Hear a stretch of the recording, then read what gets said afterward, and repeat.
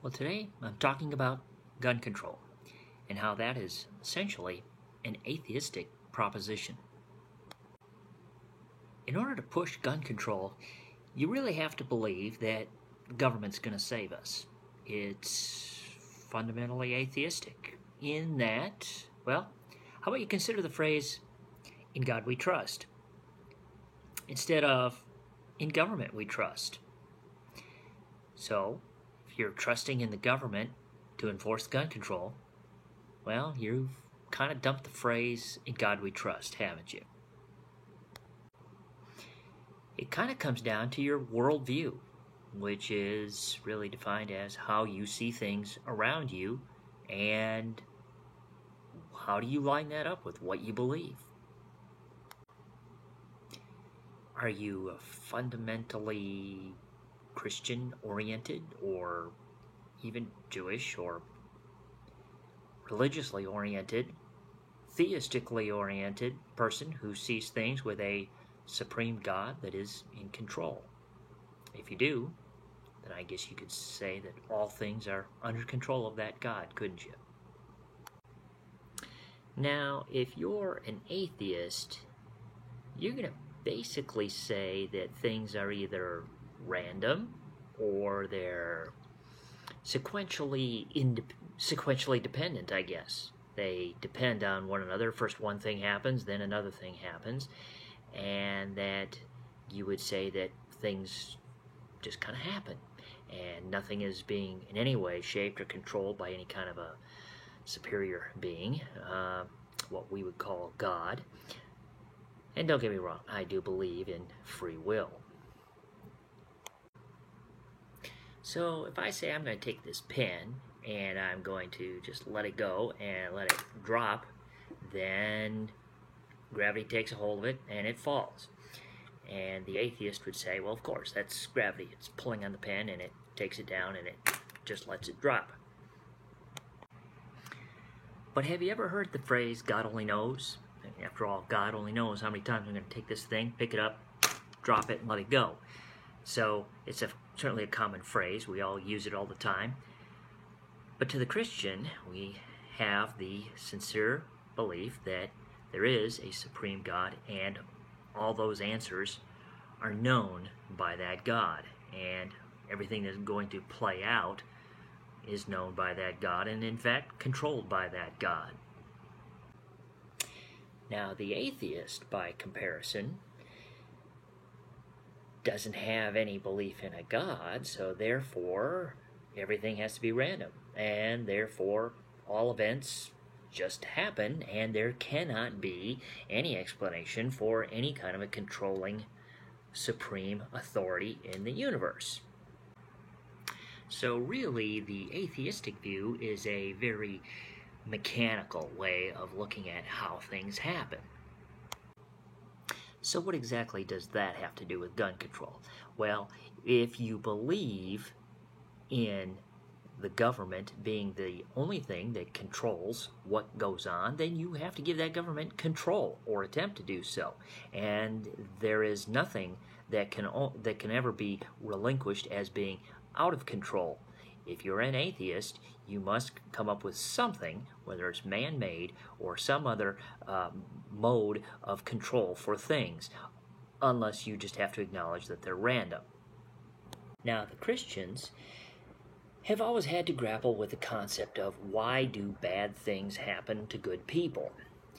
And while I can't go into all of that in the context of one little video, I would refer you to such notable theologians as John MacArthur and R.C. Sproul and do a search on why things like this happen to people, perhaps specifically using the theological term of the providence of God, and see what they have to say about that. And what you will find is that it is a vast subject, but one which I think you, even as an atheist, might be interested in reading about. So if control has to be accomplished by man or institutions of man, then it would seem that you would have to conclude that that institution, being government, is most controlling in your life. And as citizens of a country, we're going to empower that government with gun control. So it is essentially an outgrowth of this logical procession that you're going to give the government power. And that's what gun control is. Now, if you're going to give the government power, you might want to consider how well they've done with that power. Now, there's certain times when the government does do things that they're constitutionally ordained to do, such as providing for common defense and regulation of interstate commerce and that sort of thing. But let's also look at some of their failures. Well, one of the failures was that they failed to the intelligence community failed to detect the plot that was in effect that came out as the September 11th attacks. The government is also charged with performing certain community and social safety functions, such as making sure that air is okay to breathe and water is okay to drink, but they have had some notable failures. One recent one was that they failed to properly disclose that the water in Flint, Michigan was contaminated with certain contaminants, that they kind of let that just go as being okay for a long period of time until finally it caught up with them. And I am not just bashing our good old U.S. government, Uncle Sam. Consider our friends across the pond over in France who've had notable attacks from ISIS over in Paris, and Nice over in the UK. Up in London, they've had some truck attacks where vehicles have been used to murder innocent people. In fact, we had one of those just today in our own New York City. These are not really something I have any idea how you would ever really be able to uncover in advance. Maybe if some intelligence communities were able to infiltrate amongst the would-be perpetrators and maybe interdict this before it actually happens, you might have a chance of stopping these people.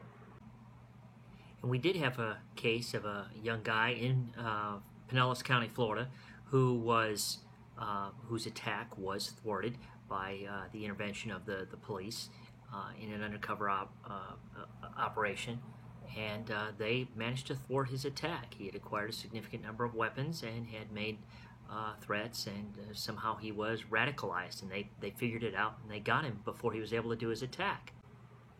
So in the wake of the Las Vegas shootings, we've had a number of people, high-profile people, mostly celebrities, people like Jimmy Kimmel and failed presidential candidate Hillary Clinton, who weighed in on the situation, talking about what more they think we should do without really giving any specifics.